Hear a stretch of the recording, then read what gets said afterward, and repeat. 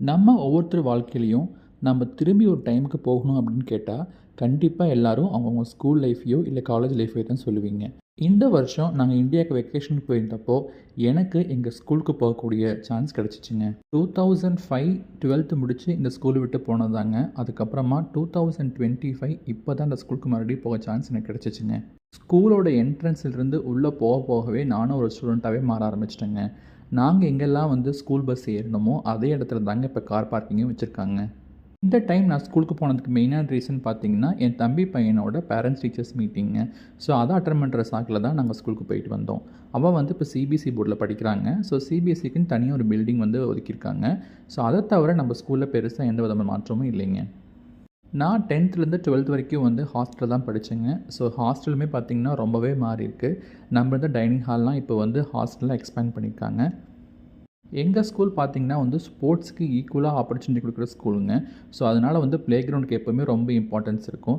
என்ன தான் ஸ்போர்ட்ஸுக்கு இம்பார்ட்டன்ஸ் கொடுத்தாலும் நான் என்னமோ ஜஸ்ட் அங்கே போய் உட்காந்து நான் அடிச்சு தாங்க வருவேன்.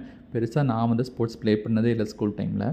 இருந்தாலும் கிரவுண்டில் எங்கெங்கெல்லாம் என்னென்ன கதையெல்லாம் பேசணும் அப்படிங்கிற ஞாபகம் வந்துகிட்டே போயிட்டு இருந்துச்சுங்க. ஹாஸ்டலுக்கு அப்புறமா ஸ்கூல்லேயே எனக்கு ரொம்ப பிடிச்ச இடம்னு பார்த்தீங்கன்னா இந்த கருப்பசாமி கோயில் தாங்க.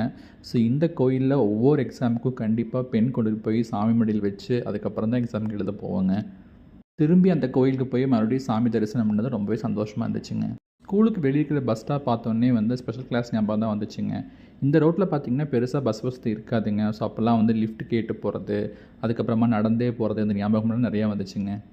இவ்வளோ தூரம் பேசிவிட்டு நான் படித்த ஸ்கூல் பேரை சொல்ல பார்த்தீங்களா, நான் படித்த ஸ்கூல் பார்த்திங்கன்னா ராஜேந்திரன் மெட்ரிக் ஹையர் செகண்டரி ஸ்கூலுங்க.